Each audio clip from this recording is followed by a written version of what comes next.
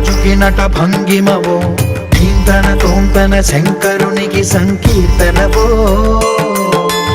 ఈశ్వరుడే అనునిత్యం తనలో తలచుకునే ఓంకారమువో, శివ హృదయం కరిగించే ఆ పంచాక్షరివో.